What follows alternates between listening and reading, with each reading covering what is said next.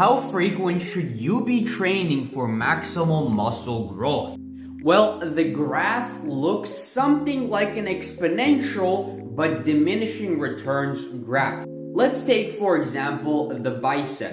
If you train the bicep 0 times a week, you're not going to gain any muscle. If you train your bicep 1 time a week, you will gain a lot more muscle than if you were doing no exercises at all. If you train your bicep twice a week, you will get much more gains than just training once.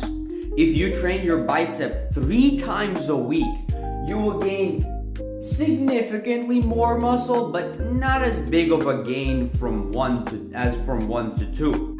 Training your biceps 4 times a week will kind of grow more muscle, but really not that much. And then we get into the diminishing returns zone. This is where you're training your biceps so much that they're not recovering. Training biceps 5 times a week, you're going to start to overreach. You're going to train the bicep too much. Training 6 times a week, training 7 times a week, your bicep is just not going to recover. So if we look at this graph, we can say that staying somewhere in the 1 to 3 zone, training your bicep 1 to 3 times per week is the best way to do it.